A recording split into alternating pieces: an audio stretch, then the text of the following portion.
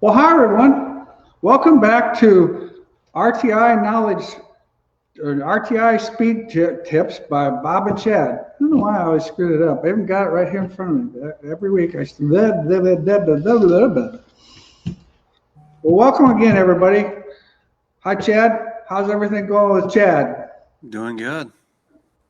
Chad's doing good. Well, that's great. At least he's not blah blah blah blah.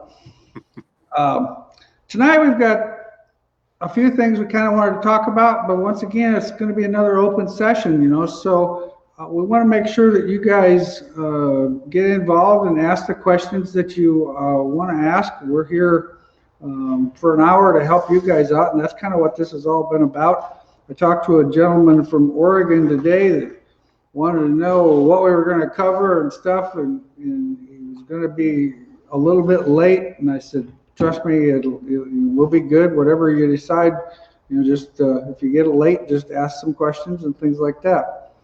One of the things that we've got going on, because we just, Chad and I are kind of getting in that Christmas spirit, the giving thing, So we decided to each give a hat and a T-shirt away tonight to number 5, number 10, and number 15 and number 20. Now, we don't always share all that much love, but we're going to tonight because we're getting ready for that holiday spirit. We've got Black Friday coming up, and we're going to have some things. I know Chad's probably got some things in the works for that. So once again, we just we like you guys. We enjoy this show, and I'm glad that you could be part of it. What about,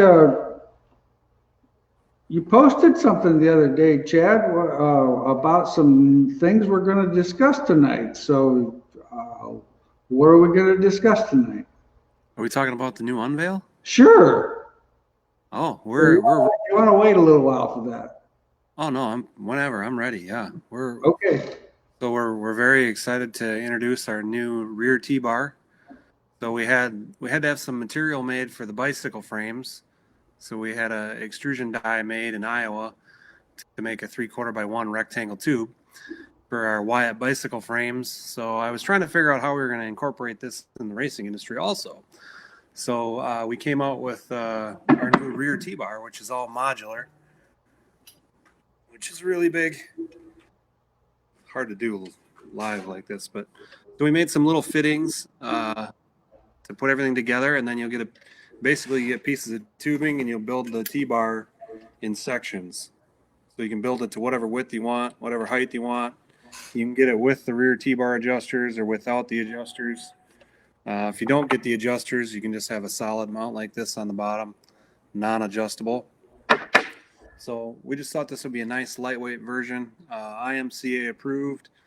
So you'll get the kit with all the pieces and then the tubing, and you cut it to length to fit your car. So pretty excited about this one for next year.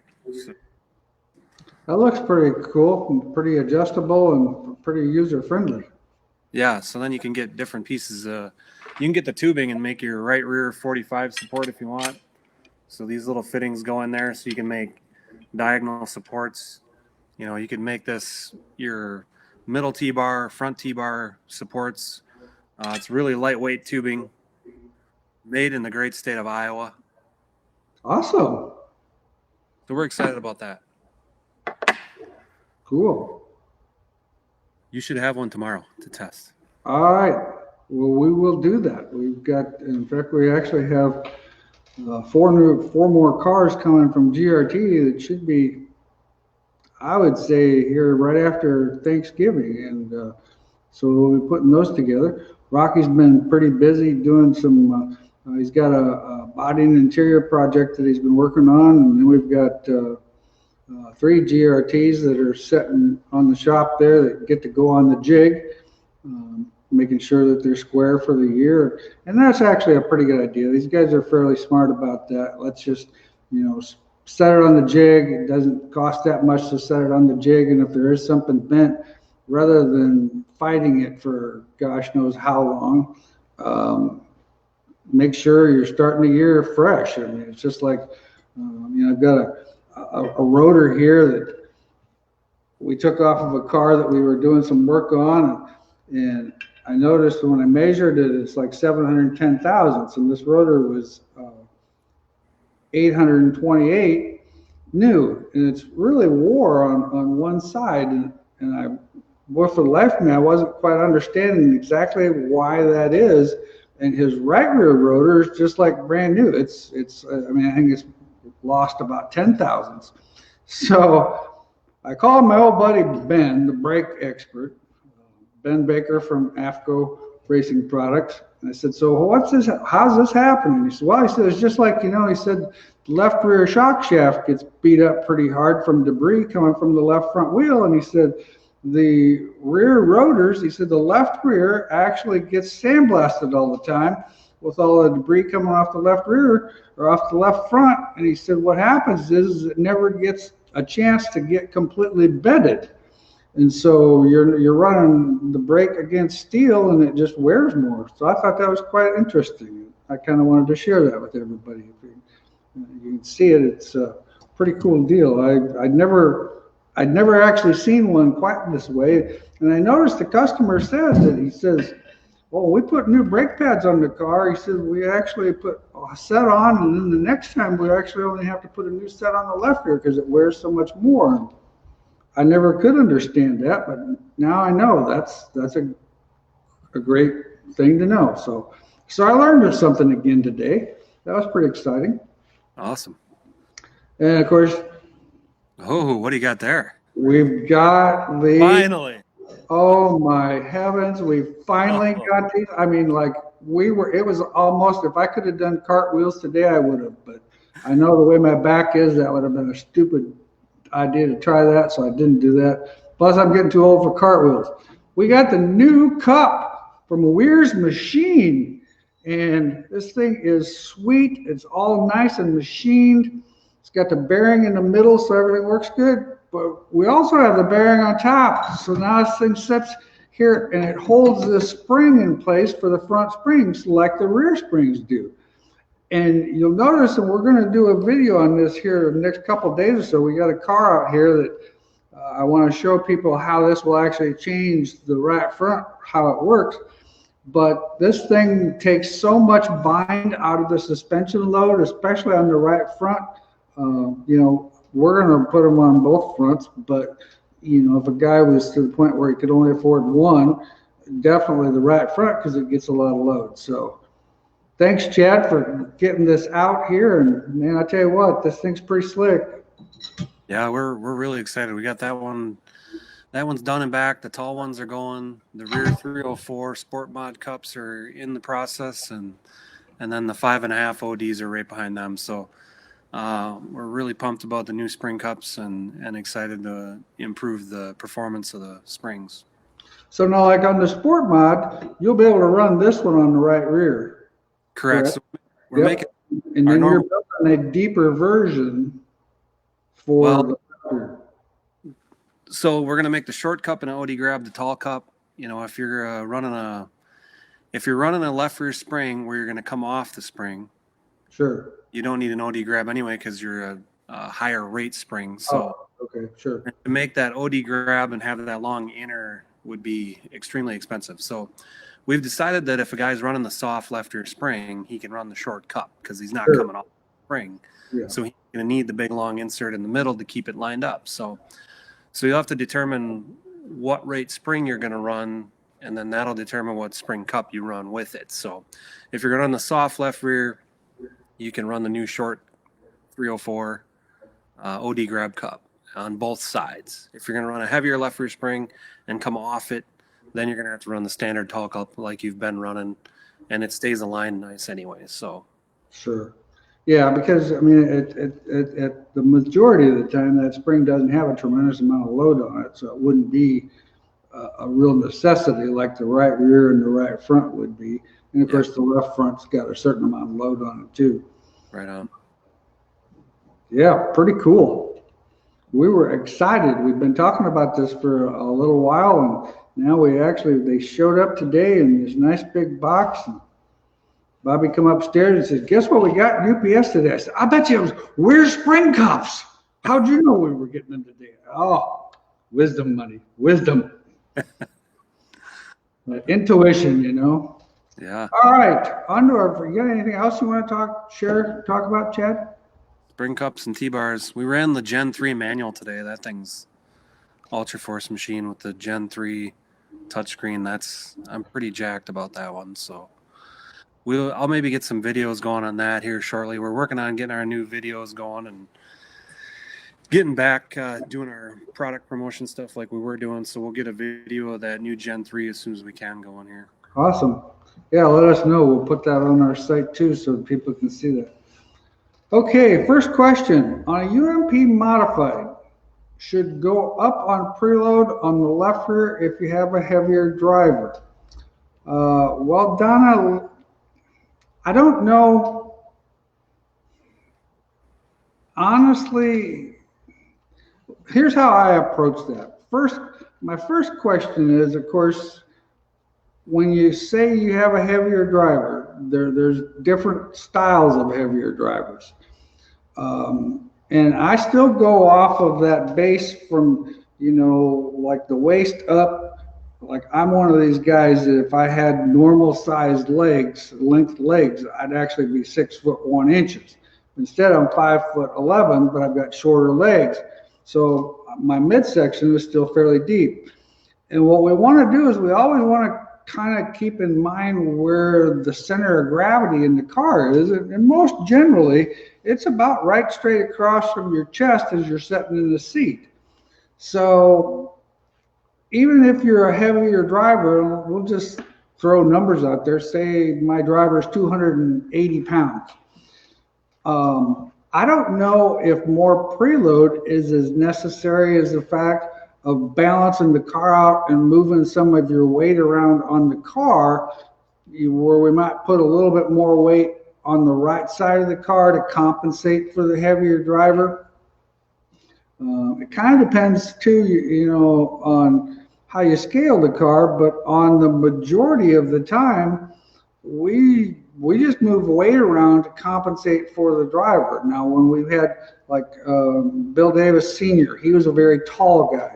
So what we did for him a lot of times, we ran the weight on his car a little bit lower just because of the fact that his center of gravity was higher.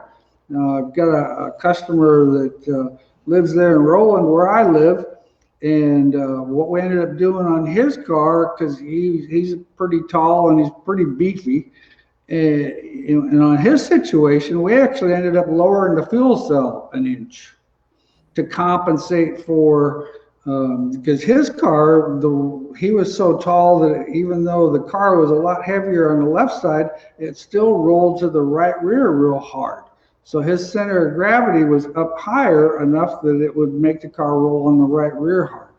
But I don't know if I would try more preload. You could if you feel that it's necessary, but I think if you scale with the driver in the car and you set the preload numbers all with the driver or at least take that into consideration, I don't think it makes a lot of difference as much as trying to keep your left side weight as moderately low as you can.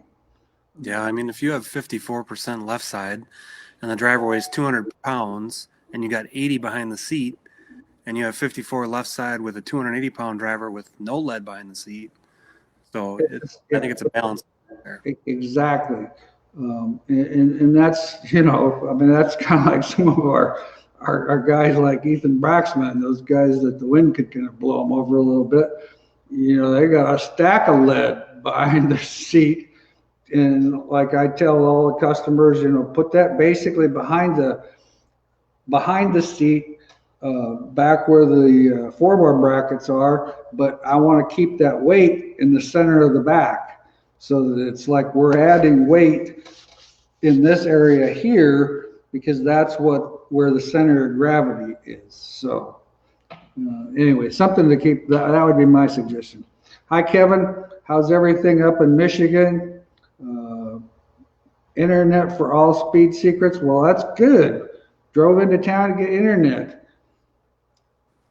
Had a great week in Vegas. Could not do without my Weir's Machine products. Thanks, Chris. Yeah, Chris, I don't blame you. That's a frustration situation. A hat or shirt would be awesome. Well, that's our plan here. Corey, how does the driver's weight affect spring choice of the left rear spring?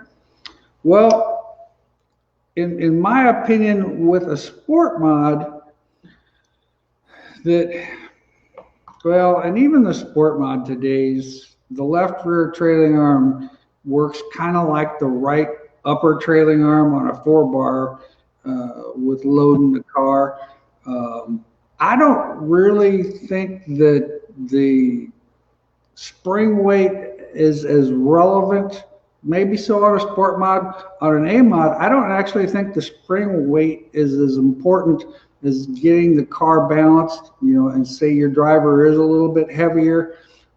Still, we've got some cars out there to the point where we've got on the 4 posts on the roll cage, we've got some weight up on the right front roll cage part to balance that car out from the heavier driver, because we're still trying to get that 55% left side weight that seems to make the car. That's kind of where these 8-inch tire cars seem to like that. Jim says he needs a Weir's hat. All right.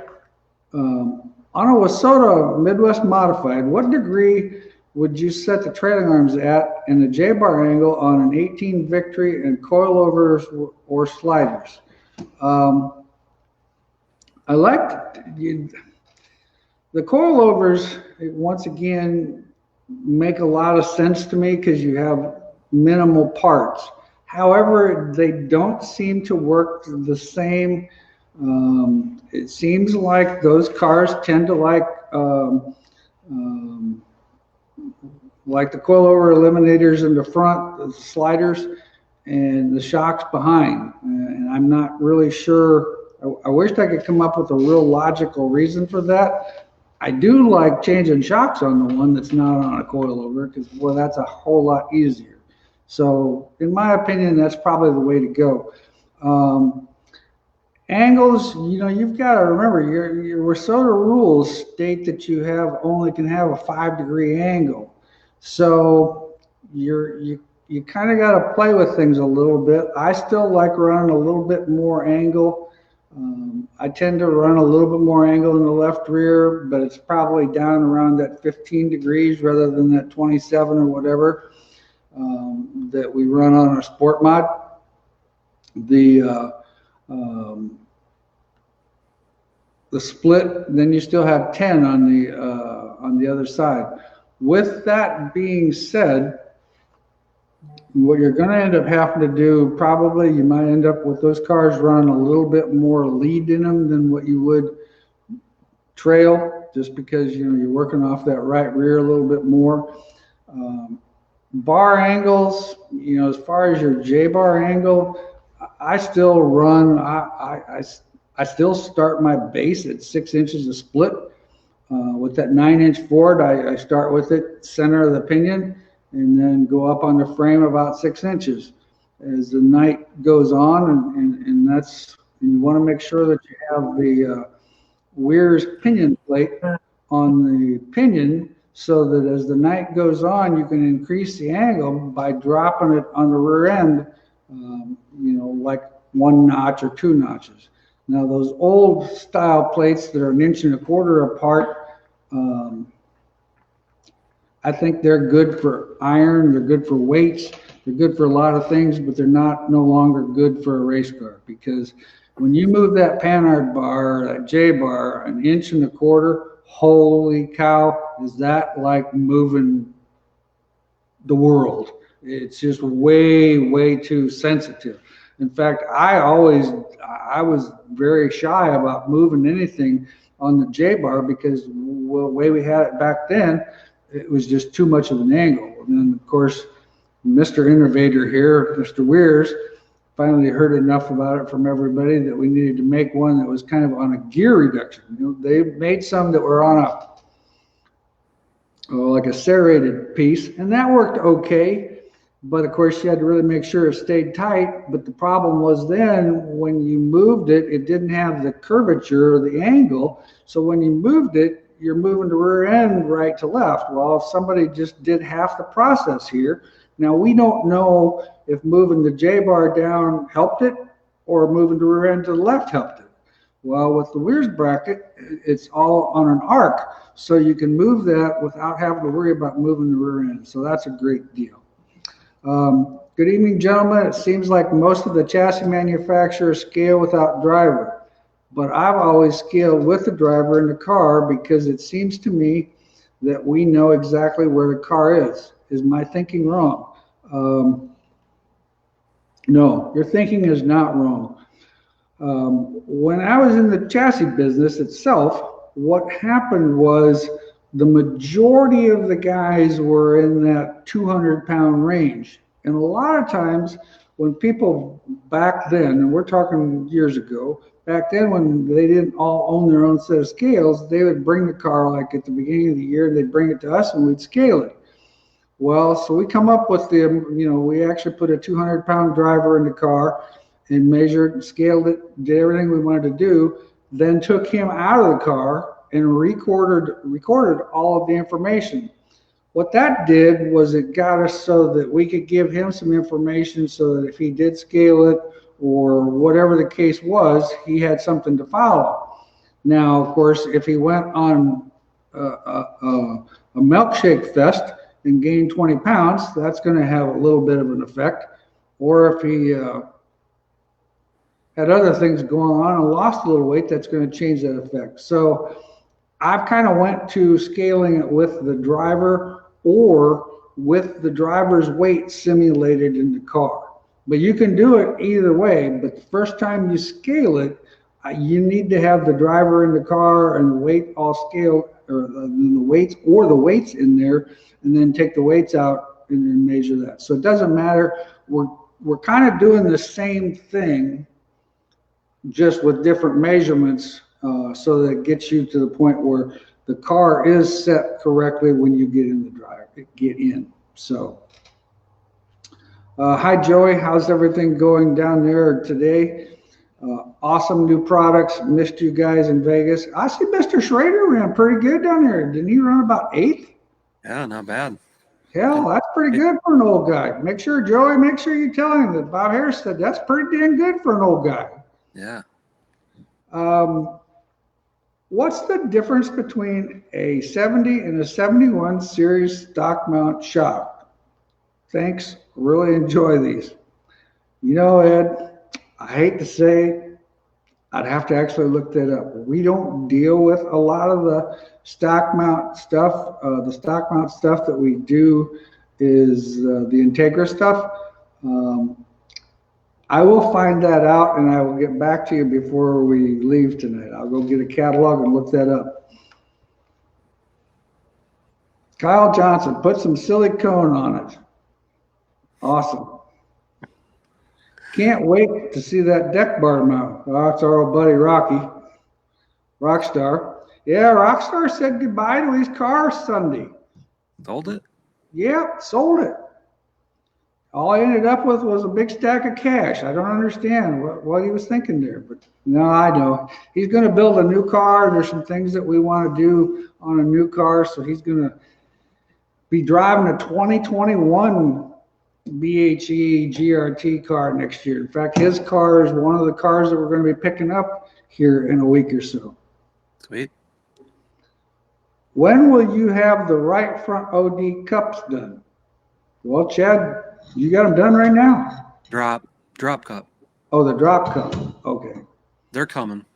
They're coming. Yeah, they're coming. But see, I want to start with a big chunk of billet and have an all machined cup. Yeah. But machine shop doesn't want to. That's a giant amount of waste. So we're working on that. That one will be. It's probably a month out yet. Awesome. What about making this type? Yep. Jared, we just answered that question. Robbie, do you guys prefer short or long pull bars on a USRA B mod, and why?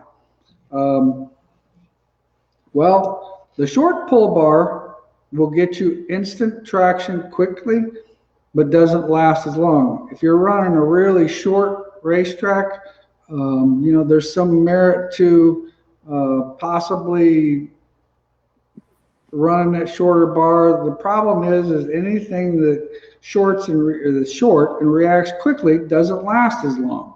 So we've actually, and then it can actually almost react too quick to the point where it loads the car so fast that it gets, kind of picks up and overpowers the right front, lets the nose slide just a little bit.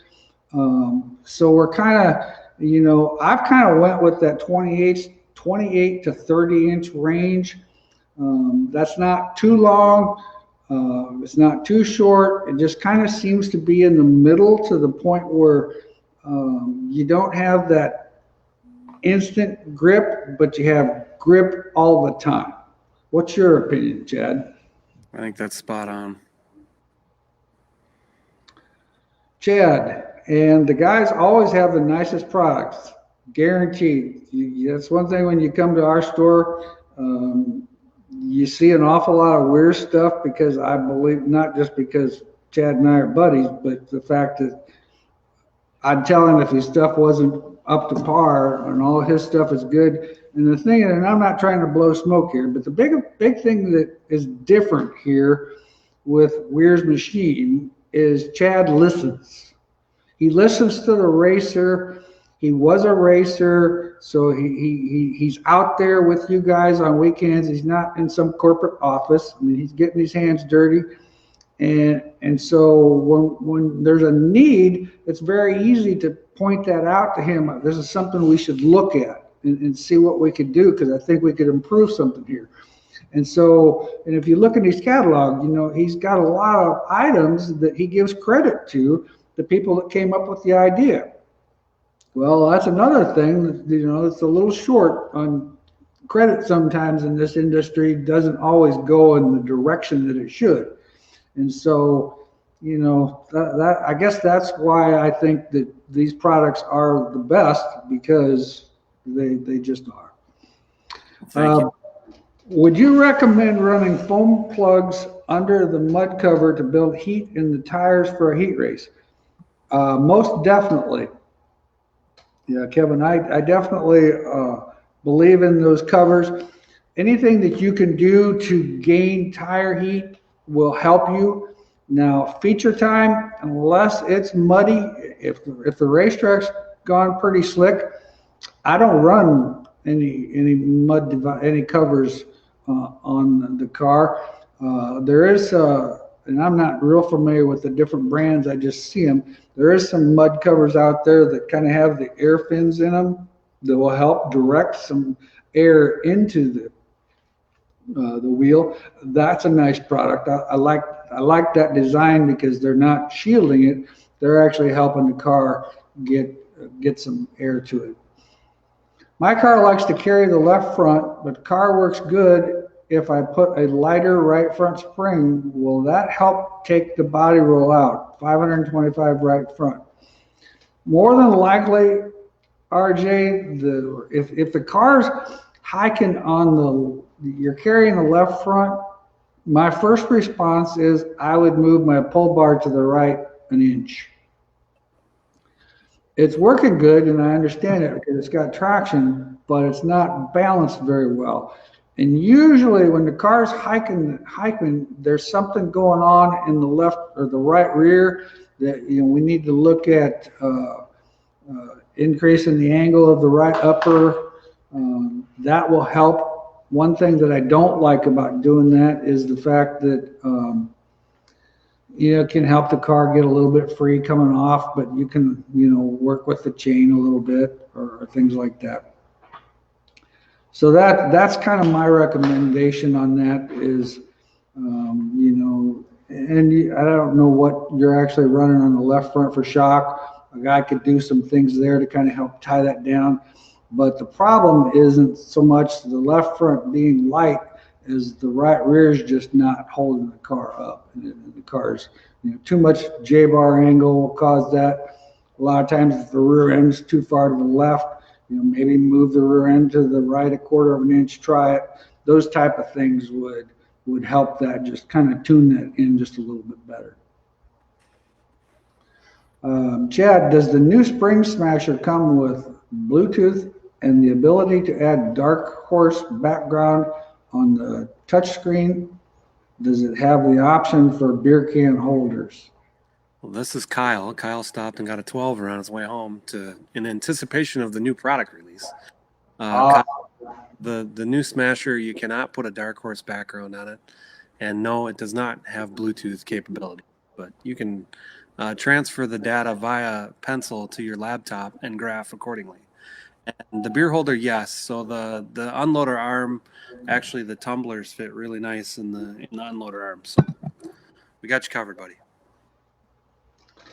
IMCA stock car lead placement. Would more lead mounted over the rear end and fuel cell area for total weight versus less weight at the tail of the car with the pendulum effect? In my opinion, I agree with that totally. When you talk to Mr. Berger, who has won a tremendous amount of races with the B&B stock car, he says absolutely not. Well, I agree with Paul in the fact that, you know, it would take, when you do it that way, when you put weight over the rear end housing, you're going to have to put more weight there to try to get it to respond like you would back at the very back of the car. The thing that, you know, and most generally the stock cars aren't quite so far sideways to get that pendulum effect, but I have seen that happen. You know, those cars, you know, just stiffer left front spring or something to that effect, trying to help get them cars into the corner so that the tail stays underneath you. You would have more traction off if you can keep the tail underneath you with the weight behind the fuel cell rather than ahead of the fuel cell. The thing of it is, with those cars, the motor's so far forward that we almost have to have something further back to kind of counterbalance it a little bit. I'll let you answer this one, Chad. And Matt wants to know.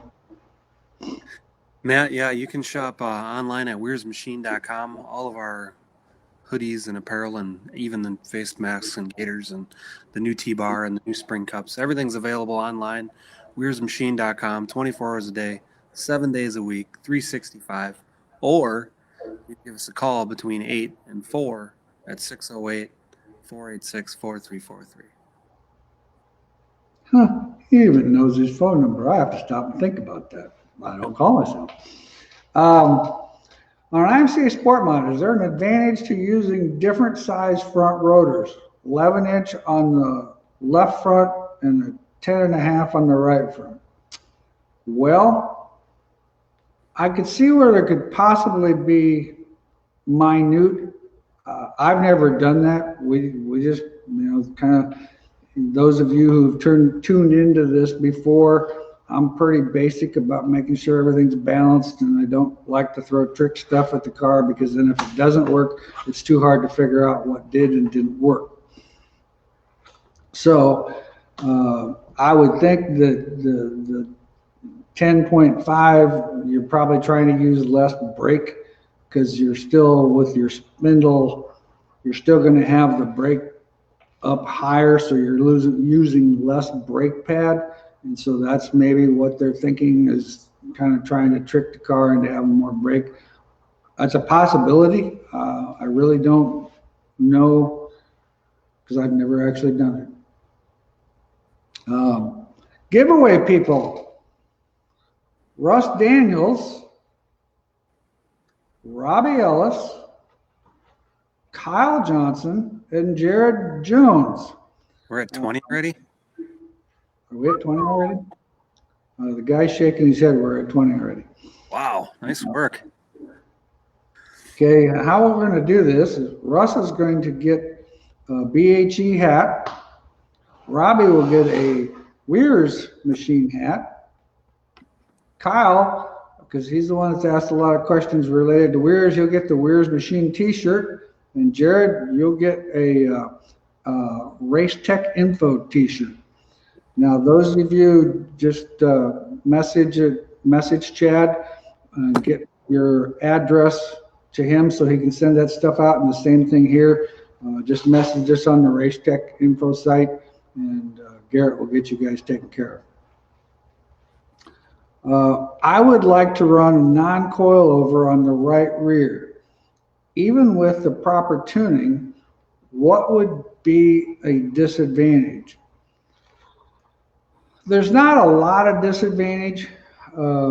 Before some of the shock stuff kind of got figured out and some of the balance issues, when we first went to trying to split those two apart, we'd have to make a special shock for the right rear, because you'll find that with the in front, like I've said before, when the car works into the suspension and it indexes into the spring and the chassis rolls over, with it being in front, you're going to get an inch more movement on the shock than you would behind, because you're actually working away from the shock in part of that equation. So you're moving at a different rate. So we used to always have to have a little stiffer right rear shock in that aspect. But as far as handling wise, once we have that shock figured out, I don't think it was a big deal. Now the racetracks have gotten slick enough, and these guys have done a lot better job on some of the racetrack stuff. I don't actually see it being a huge deal either way, but I would probably stiffen up my right rear shock just a little bit.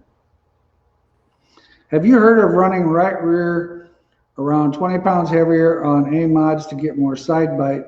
Now that the cars are running lighter left rear springs, race in Florida where it's always dry slick. Brady, that's not uncommon. That's kind of a new trend, because the heavier the left rear is, the less amount of side bite you're going to get. It definitely can help you off the corner, but the problem is it kills you in the getting in and through the middle.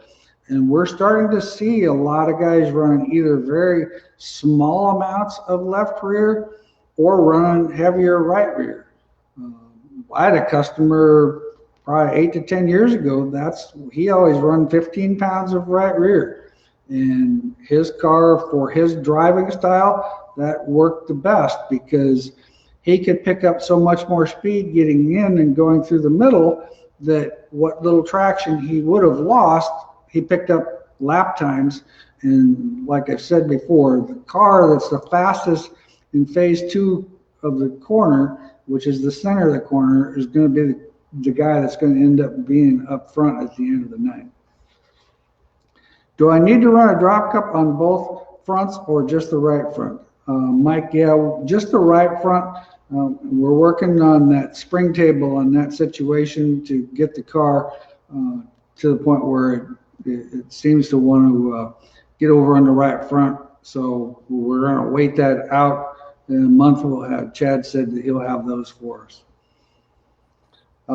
Trying to limit the drop out of the left front. Anytime you soften the right front, it helps keep the left front down, because the right front travels so much more. Yeah, I would agree with you, Kyle. That's a great question, or a great response. Thank you for that. Your option on a longer right rear lower versus shorter.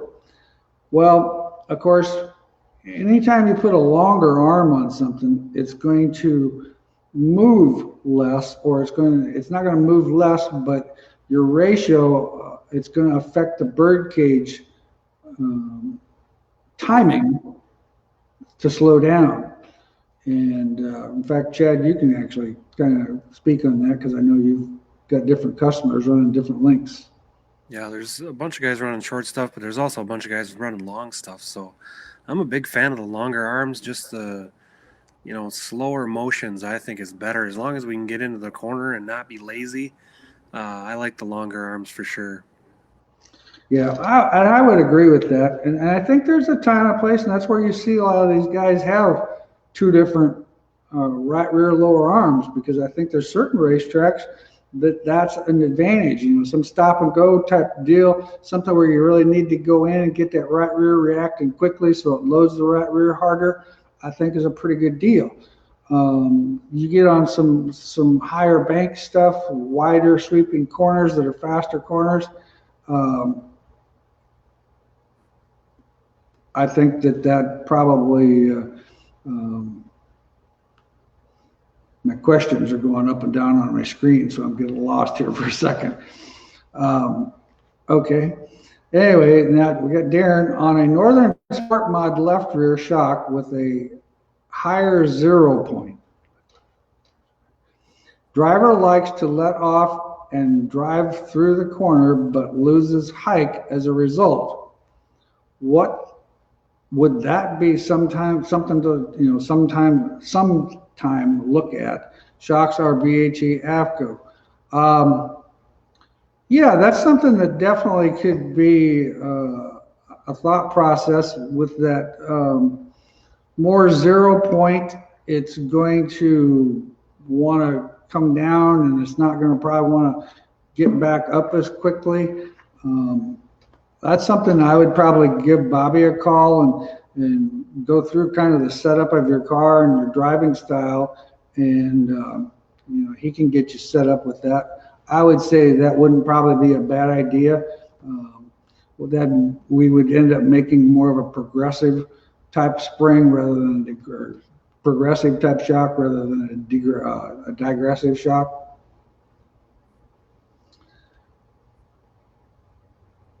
You missed one.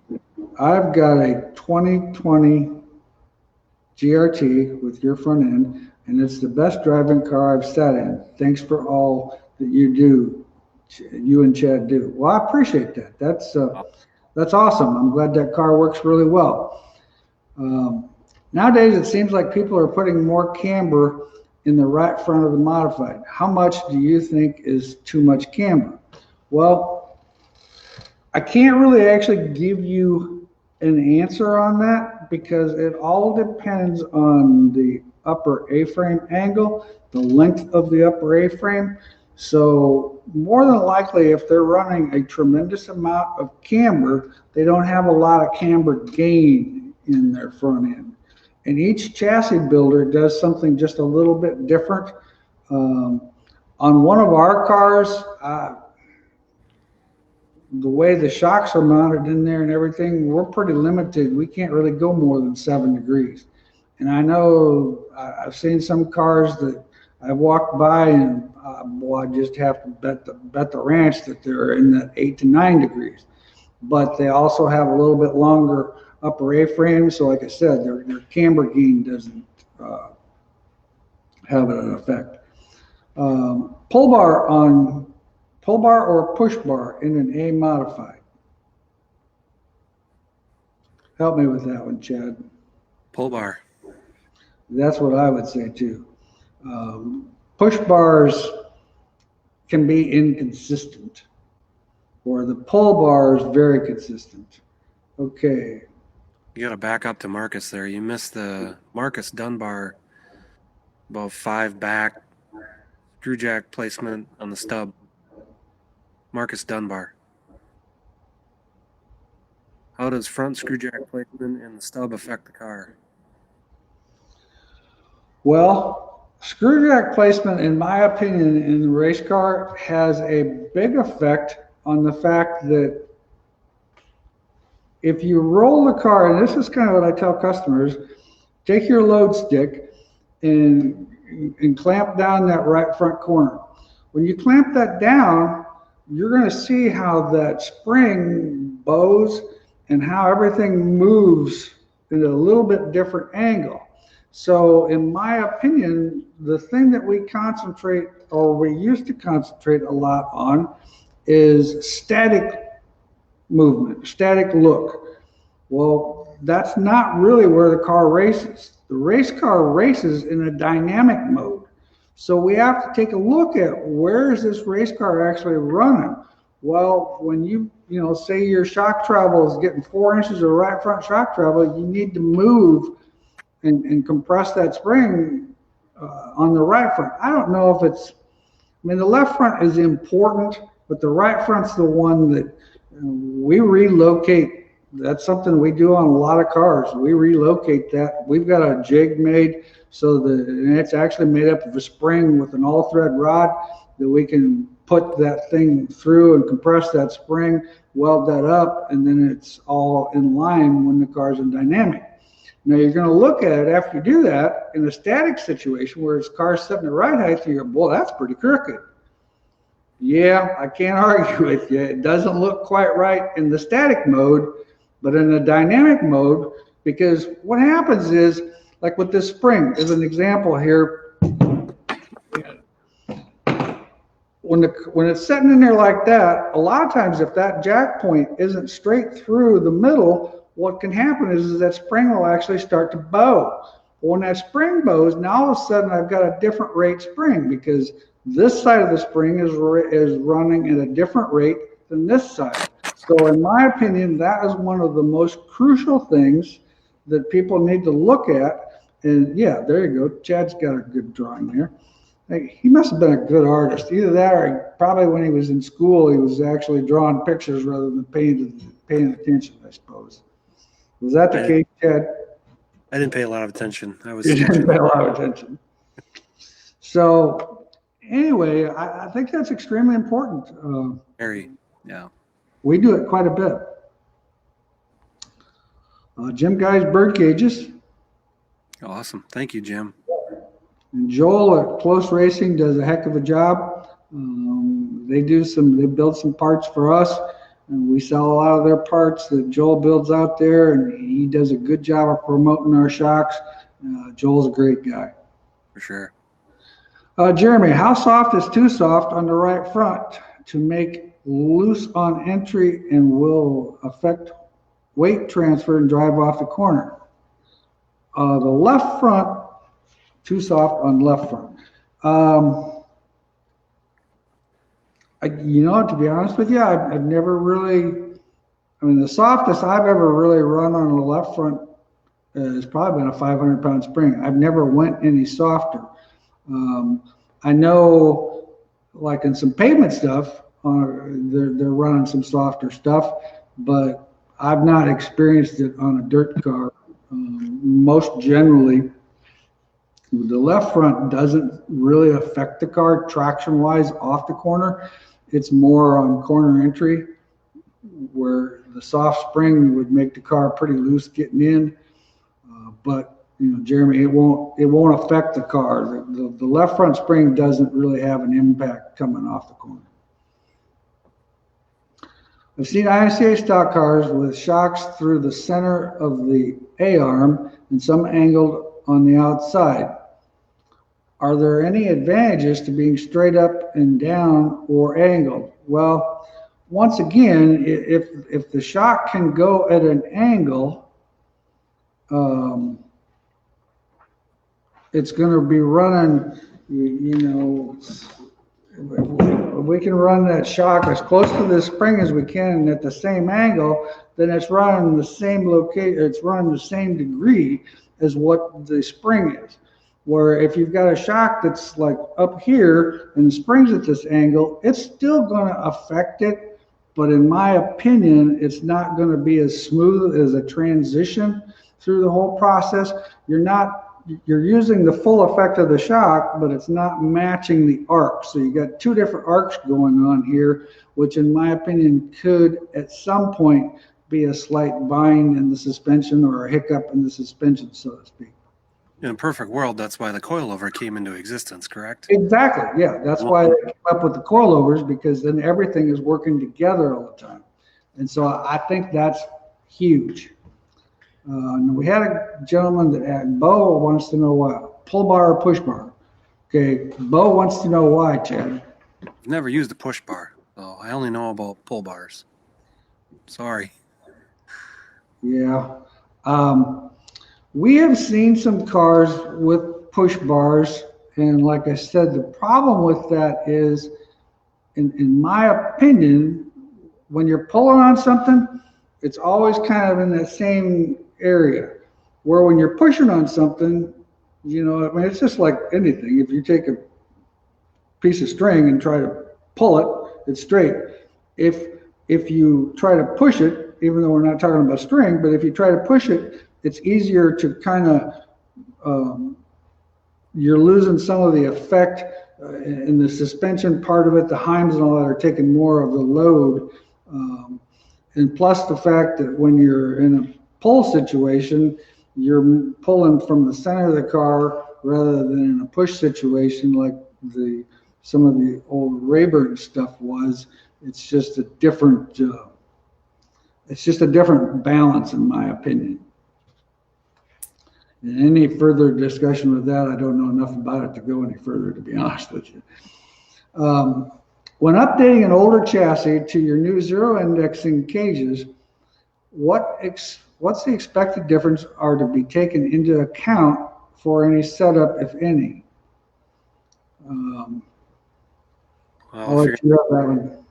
If you're updating an older chassis, you're going to want to make sure that wherever your standard location of your 4-link rods are normally, you're going to want to have an additional row of holes in forward on the bottom and behind on the top, just to make sure you can clock the bars properly and get it to work the way that we feel is the best. There's so many opinions on it and so many different ideas, and guys are trying things, and that's the beauty of stock car racing is we never stop innovating. We never stop finding, different speed secrets. But in my opinion, the best way to have that hole on the top, towards the rear and a hole on the bottom towards the front. So when you're updating that, just make sure you got your standard location and then additional locations, and you'll be good to go. Now I'll let you take this next one, Chad. What do you like or dislike about left rear spring preloaders? I've never used a left rear spring preloader. Me neither. I'm not sure I understand what that is. That's a brand new thing that a guy's using our slider, and he's built a preloader for the left rear. I don't know too much about it. I know the preloaders were on the right rear of the asphalt cars, and they work real good on the tar. On the dirt, not real. I don't have any experience with it, so I'd be lying if I said any intel on it. Yeah, I don't either. So sorry, Kyle. I have no experience with that. I'm sure you have a sound effect for that, though, Kyle, and you'll probably make a video about that later. Okay. All right. Are we caught up? We are caught up. We have 10 minutes to go. Once again, make sure you guys tune into our website for the Black Friday deals. They will be going live Thursday night at midnight. We've got some products on special. Some of the products are displayed behind us. Live next Monday to announce the Black Friday deals. We're going live next Monday to I guess we're going to go live next week to the Black Friday deals. Awesome. Chassis schools. Once again, those of you guys, we do get some people. We do get some people that are talking about the Corona deal with the chassis stuff. Right now, we're on track. We're putting a lot of things in place to make everything as safe as it can be. But we're still planning on having the schools as we had planned. We're looking at what our options are if something was to blow up. I know our state here has really had kind of a big spike here again lately. I think there was 5,000 or something new tests yesterday and 13 more deaths, whatever. The Corona deal is a bad situation, and it definitely seems to be that it's not getting better. Hopefully this vaccine will help some of that stuff. I know a lot of people were saying that after the election was over, that it would be over. And maybe that's because the election isn't over or something. I really don't know, but it seems like it's getting better than worse rather than going that way. Okay, let's back up a question. How do I put zero index in my stock car? Great question, Zane. When you figure that out, you let us know. You were too fast in Vegas. Yeah. So,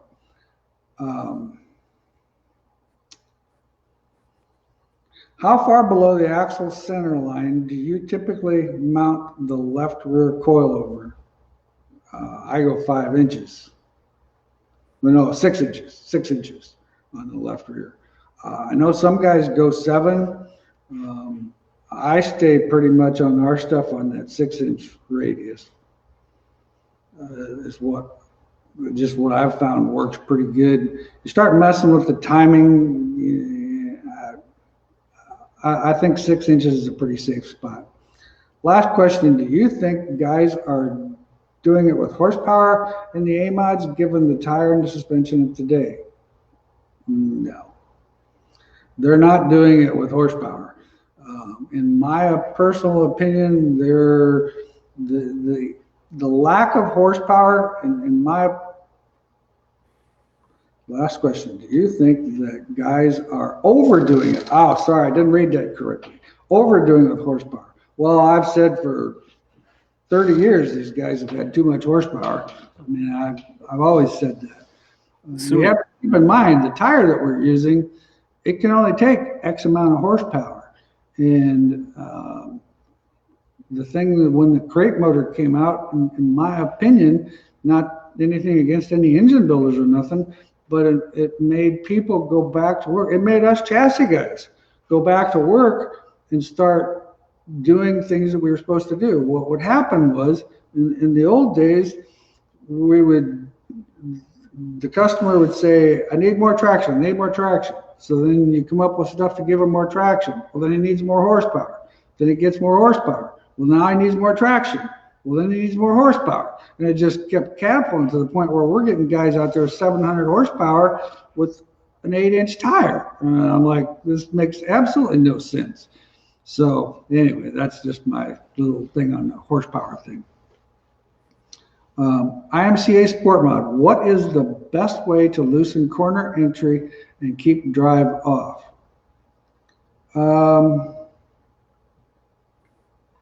Your panhard bar probably would be, in my opinion. You could actually increase your left rear bite, which will help the car free up a little bit getting into the corner. It'll help it traction up a little bit better off the corner. You just got to be a little careful. That's kind of a fine line in the middle of the corner. Sometimes you can get too much, but those would be the two things that I would work with, is a little bit more left rear bite, and I would take a little bit of angle out of the panhard bar. You said to move the pull bar to the right an inch to settle the left front down, but is that the front of the pull bar or the rear? The whole pull bar? Front and rear, I would move the whole thing back. If it's not adjustable in the front, move it to the rear an inch, because what's happening is the car's trying to traction up that left rear, and it's just, there's nothing on the right rear helping to compound or helping to compensate for that. And so then the car kind of falls on the left rear or the right rear. Toe out of the modified. Guys are running 1 inch plus to create heat in the left front. What's your thoughts on that? I have heard guys, I've not actually heard guys being to that 1 inch mark, but I mean, it's going to do what they want to do. But once again, when you have that much toe out, it can really scrub the car a little bit more. When the car gets down into the corner, it can kind of, it'll stabilize it.